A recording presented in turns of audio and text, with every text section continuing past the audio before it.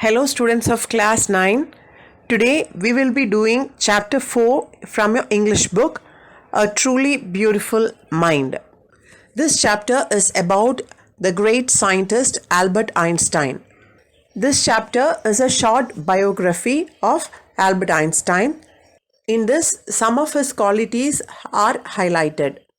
Albert's interest in mathematics and physics and his humanitarian nature is also depicted in this chapter. He was not only a great scientist but advocated world peace, non-violence. Hence the title, A Truly Beautiful Mind. Hello students of class 9. Today we will be doing chapter 4 from your English book, A Truly Beautiful Mind. This chapter is about the great scientist Albert Einstein. This chapter is a short biography of Albert Einstein. In this, some of his qualities are highlighted. Albert's interest in mathematics and physics and his humanitarian nature is also depicted in this chapter. He was not only a great scientist but advocated world peace, non-violence. Hence the title, A Truly Beautiful Mind. With this introduction, let us start reading the lesson. Albert Einstein was born on 14th March 1879 in the German city of Ulm without any indication that he was destined for greatness. The opening line says that Albert was born on 14th March in a German city of Ulm. Destined. Destined means fate or predetermined set of events that has to happen in the future. And when he was born, no one thought that he will become a great man. There was no sign of his greatness. On the contrary, his mother thought Albert was a freak. Now, freak is a word used disapprovingly to talk about a person who is unusual and doesn't behave, look or think like others. So, Albert's mother thought he did not look or behave like normal people, normal children, and she thought that he was completely different from the people of his age group. To her, his head seemed much too large. Albert's mother thought he was not behaving like a normal boy. He was behaving differently. It seemed as if he had lower intelligence than the children of his age group. Einstein did not know what to do with other children, and his playmates called him Brother Boring. He didn't know how to play with his friends or playmates, and his playmates called him Brother Boring. Albert did not know what to do with his friends. He did not play with them. He remained aloof and away from them. So his classmates called him Brother Boring. So, youngster played by himself much of the time. So he always played alone. He especially loved mechanical toys. He was very fond of the mechanical toys. Looking at his newborn sister, Marja, he is said to have said, "Fine, but where are her wheels?" When he met his sister, little sister, for the first time, he couldn't find her feet, so he was wondering, where are her wheels? This itself shows that he had an analytical mind. He could analyze a thing and reason it out. A headmaster once told his father that what Einstein chose as a profession wouldn't matter because he'll never make a success at anything. The headmaster or the principal passed such a negative comment because he did not interact with anyone and he couldn't read what was going on in his mind. He couldn't have a peep of his intelligence. Einstein began learning to play the violin at the age of 6 because his mother wanted him to. He later became a gifted amateur violinist, maintaining this skill throughout his life. Amateur means doing something for personal enjoyment rather than a profession. It is a hobby or a pastime. So Einstein could play violin and he maintained his skill throughout his life. His mother urged to learn violin at the age of 6. But Albert Einstein was not a bad pupil. He went to high school in Munich, where Einstein's family had moved when he was 15 months old, and scored good marks in almost every subject. Why is the word but used here? He learned to play violin. Not only that, he was not a bad student. Pupil means student. He had scored good marks in almost all the subjects. He went to a school in Munich from Ulm when he was 15 months old, because from Ulm his family had moved to Munich when he was just 15 months old, and he had his education there. Einstein hated the school's regimentation and often clashed with his teachers. Now, regimentation means the order or discipline taken to an extreme. Einstein's school was very strict, very disciplined, and he hated it, so he opposed it, and hence he had many fights with his teachers. At the age of 15, Einstein felt so stifled. Einstein felt so stifled there that he left the school for good. Stifled means unable to breathe or suffocate. He felt suffocated in the school because it was very strict and he hated it, and he had a fight with the teachers. So for his good, he left the school when he was 15. When you leave something for good, it means you have left it forever. So he left the school forever at the age of 15 because he was so suffocated, he was so tired of the discipline, and he couldn't be there.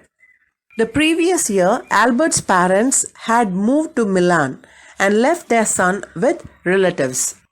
So we know that before Einstein left the school, the previous year, Albert's parents had moved to Milan and he was left to the care of his relatives. So from Germany, his parents had moved to Italy, Milan in Italy. After a long discussion, Einstein got his wish to continue his education in German-speaking Switzerland, in a city which was more liberal than Munich. Liberal means willing to understand and respect others' opinions. So from Munich, he could move to Milan, where he could continue his education. After a prolonged discussion with his parents and relatives, Milan was supposed to be more liberal, more free than compared to the Munich's education system, which was very, very strict. And in Switzerland, the language was German, so he didn't have any problem there, and it was a little bit liberal than the education system here. Einstein was highly gifted in mathematics and interested in physics, and after finishing school, he decided to study at a university in Zurich. Zurich is a city in Switzerland. Einstein had high interest in mathematics as well as in physics, and after finishing his school, he decided to study at a university in Zurich, which was in Switzerland. But science wasn't the only thing that appeared to the dashing young man with walrus mustache. Dashing means very handsome. Walrus is a shade of the mustache he had. You can see the picture. He was a very dashing, very handsome young man with a special mustache. And science wasn't the only thing that he was interested in. So there is something else also in which he had his interest on. He also felt a special interest in a fellow student.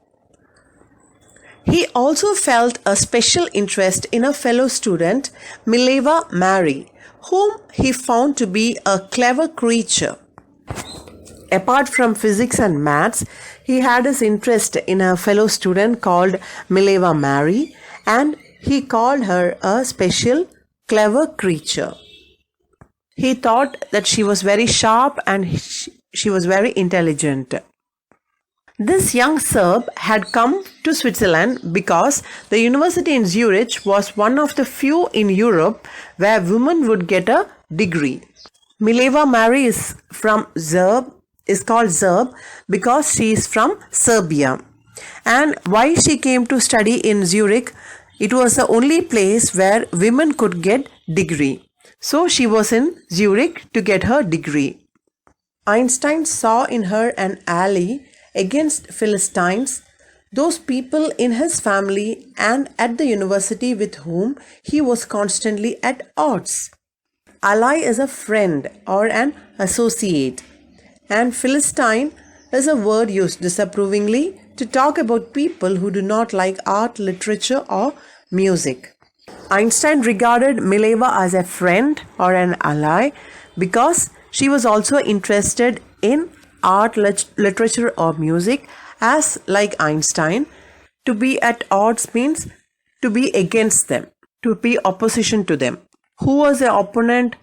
His family and the people who he was constantly fighting in the university. The couple fell in love. Letters survive in which they put their affection into words, mixing science with tenderness. So Mileva Mary and Albert Einstein fell in love, and they used to exchange letters, and the letters had the tenderness as well as the science facts. It would have been very funny to read those letters. Einstein wrote, "How happy and proud I shall be when we both have brought our work on relativity to a victorious conclusion." In his love letters, he is referring to the theory of relativity, and he wants to say that he will be so happy and proud when the work is a success, it has got a victory, and so their life also will be a happy one. In 1900, at the age of 21, Albert Einstein was a university graduate and unemployed. So you can see at the age of 21 in 1900, Einstein had graduated from university but was unemployed. He worked as a teaching assistant, gave private tuitions, and finally secured a job in 1902 as a technical expert in the patent office in Bern. Now, patent is a document which gives the rights of an invention to an inventor. So, in 1992, he got a job as a technical expert in a patent firm in Bern. When a person invents something, rights are given to the person to use an invention. That is called as patent. So, you can see from 1900 to 1902, Einstein worked as a teaching assistant and was giving private lessons, and at last in 1902, he secured a job in a patent office as a technical expert in Bern, which is in Germany. While he was supposed to be assessing other people's inventions, Einstein was actually developing his own ideas in secret. Einstein was supposed to assess others' invention and check whether they are genuinely new or not. He was developing his own interest, ideas in secrecy. He is said to have jokingly called his desk drawer at work the Bureau of Theoretical Physics.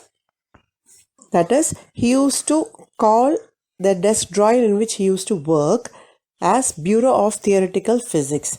That is, the place where he started his inventions in physics. We know Einstein's inventions are the basics of modern physics theories. One of the famous papers of 1905 was Einstein's special theory of relativity, according to which time and distance are not absolute. Absolute means measured in itself, not in relation to anything else. So, in his paper, first paper published in 1905, Einstein says that time and distance are not absolute. That is the basics of special theory of relativity. He says, indeed, two perfectly accurate clocks will not continue to show the same time if they come together again after a journey, if one of them has been moving very fast relative to the other. That is, he says that if two clocks are there and one is moving faster and they come back together after a journey of different speed, they are going to show different times. From this followed the world's most famous formula, which describes the relationship between mass and energy. E is equal to mc square. This is a theoretical physics where E stands for energy, m for mass, and c for the speed of light in a vacuum, that is 3 lakh km per second. Einstein's special theory of relativity gave the formula E is equal to mc square, where E is the energy, m mass, and c the speed of light in vacuum. Vacuum means empty space. To put the theory of relativity into practice, in order to understand it very easily, Einstein has said, when you sit with a nice girl for 2 hours, it seems like 2 minutes. When you sit on a hot stove for 2 minutes, it seems like 2 hours. That is relativity. Einstein explains that the feeling of time is different depending on the situation. When you spend time with a nice girl, time flies. And when the task is very difficult for you, you will feel as if time stops and doesn't move at all. So Einstein wanted to say that time is not constant. The measure of time is going to vary depending on the situation. While Einstein was solving the most difficult problems in physics, his private life was unraveling. Unraveling means starting to fail. Albert was busy solving problems in physics, but in his private life, problems were starting to unravel. Albert wanted to marry Mileva right after finishing his studies, but his mother was against it. That is, Albert Einstein wanted to marry Mileva immediately after he finished his studies, but his mother was not for it. She thought Mileva, who was 3 years older than her son, was too old for him. Albert Einstein's mother, Pauline, thought Mileva was too old for him as she was elder to him by 3 years. She thought Mileva, who was 3 years older than her son, was too old for him. She was also bothered by Mileva's intelligence. She is a book like you, his mother said. Einstein put the wedding off. Pauline Einstein, Albert Einstein's mother, thought Mileva was very intelligent, and she said to Einstein that she is like you, she is just like a book like you. So, hearing his mother's advice, Einstein called off his wedding. The pair finally married in January 1903 and had 2 sons. Later on, in 1903, Einstein married Mileva Matric. But a few years later, the marriage faltered. Faltered means became weak. After a few years, the marriage fell apart. Mileva, meanwhile, was losing her intellectual ambition and becoming an unhappy housewife. As Mileva was intelligent, she could not cope up being a housewife. She could not fulfill her ambitions, so she became so sad. After years of constant fighting, the couple finally divorced in 1919. Einstein married his cousin Elsa in the same year. Since she was unhappy in her marriage, there were constant fighting, and the couple finally divorced in the year 1990. Einstein married his cousin Elsa, second marriage, in the year 1919. Einstein's new personal chapter coincided with his rise to the world fame. In 1915, he had published his general theory of relativity, which provided a new interpretation of gravity. When Einstein got married to Elsa, something coincided. Coincided means happened at the same time. What had happened? He rose to the world fame. That is, world understood that he is a genius. In 1915, he published his general theory of relativity, which interpreted gravity in a new way. Gravity is a force with which Earth pulls all the objects towards its center. So, Einstein was able to give another interpretation of gravity using the theory of relativity. An eclipse of the sun in 1919 brought proof that it was accurate. So, when there was an eclipse in 1990, what he had published in 1915 was proved. Einstein had correctly calculated in advance the extent to which the light from fixed stars would be deflected through the sun's gravitational field. Deflected means changed direction because it hit something. The newspapers proclaimed his work as a scientific revolution. Einstein predicted that the bending of light by the gravity of sun during the solar eclipse, when stars which are apparent positions near the sun become visible because of the deflection of the light.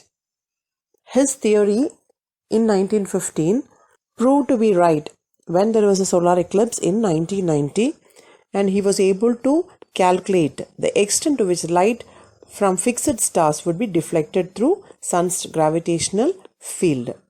It was a revolution in the field of physics. Einstein received the Nobel Prize for Physics in 1921. He was showered with honors and invitations from all over the world and lauded by the press. The Nobel Prize is distributed as per the will of a famous Swedish scientist, Alfred Nobel. The first one was released in 1901 in 5 streams. It is an annual international award. It is the most coveted prize for the scientists. And Einstein received this Nobel Prize in Physics in the year 1921. And he became world famous, and he was showered with honors, and he had invitation from all over the world to give his speech. When the Nazis came to power in Germany in 1933, Einstein emigrated to the United States. Emigrated means to leave one's own country in order to settle in another. So, from Germany, Einstein migrated to US. That is, in 1933, Hitler and Nazis came into power in Germany. So, Einstein emigrated to US. Adolf Hitler was a notorious leader, and he was in power at that time. 5 years later, the discovery of nuclear fission in Berlin had American physicists in an uproar. In an uproar means very, very upset. 5 years later, nuclear fission was discovered. After 5 years, nuclear fission was discovered in Berlin. What is the meaning of nuclear fission? Nucleus is a central part of an atom. And if you divide the nucleus into 2, you get enormous amount of energy. A nuclear fission produces energy that is used for nuclear powers and derives the explosion of nuclear weapons. So, nuclear weapons was created in Berlin, which is the capital of Germany, under the dictatorship of Nazis, Adolf Hitler. The American physicists were upset because they knew Adolf Hitler could use this technology on any of the nations of the world. Many of them had fled from fascism, just as Einstein had, and now they were afraid the Nazis would build and use an atomic bomb. The scientists had fled from fascism. Fascism is a kind of dictatorship where forcibly suppression of the opposition, and they promote aggressive nationalism and racism. It started from Italy in Europe by Benito Mussolini, and the scientists had fled from their countries fearing fascism, and now they are wondering and they were afraid that Adolf Hitler would use this as a weapon. Those scientists had fled from their countries from different parts of the Europe to US, fearing the fascism. At the urging of a colleague, Einstein wrote a letter to the American President Franklin D. Roosevelt on 2nd August 1939, in which he warned, "A single bomb of this type exploded in a port might very well destroy the whole port together with some of the surrounding territory."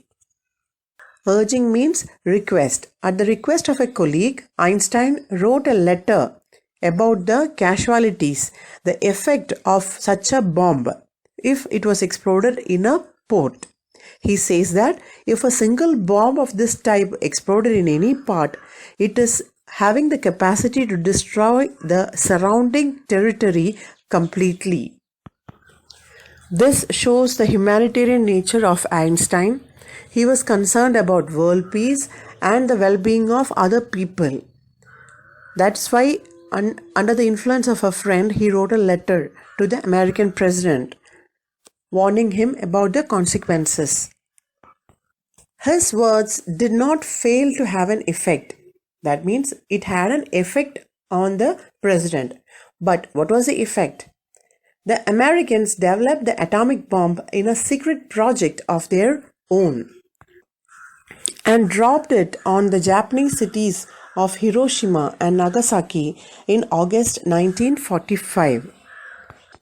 Heeding to the warning by Einstein, America reacted by creating atomic bomb in secret, and it was dropped in the Japanese cities of Hiroshima and Nagasaki.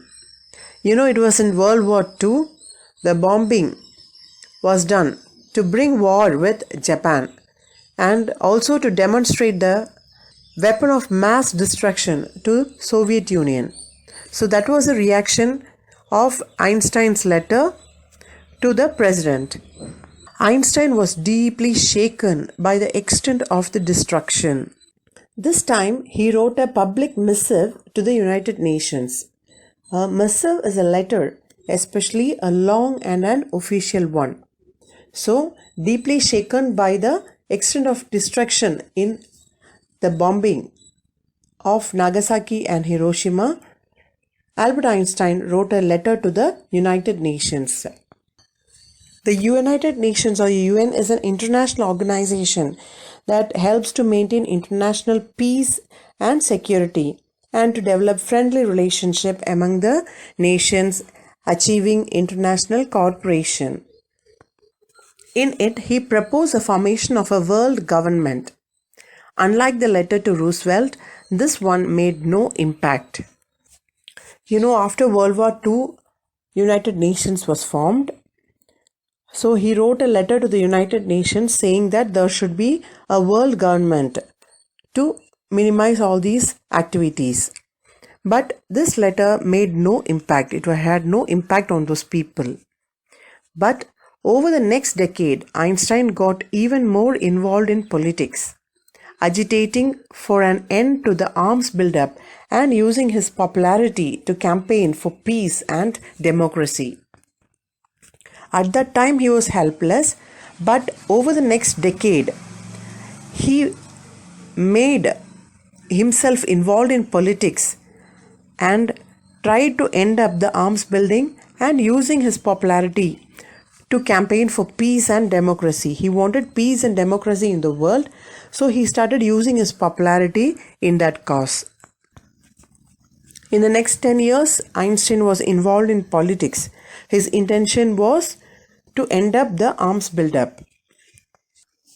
When Einstein died in 1955 at the age of 76, he was celebrated as a visionary and a world citizen as much as a scientific genius. A visionary is a person who can think about the future in an original and intelligent way. A visionary is a person who can think about the future in an original and intelligent way. A visionary is able to analyze the present so that he can see what is going to happen in the future in an intelligent manner. And when he passed away at the age of 76 in 1955, he was known to the world as a visionary and a world citizen. A world citizen is a person who thinks not only of his country but of the world as a whole. And he was celebrated as much as a visionary and a world citizen as he was a scientific genius. His scientific genius, the spark of genius in Albert Einstein, was known to everyone.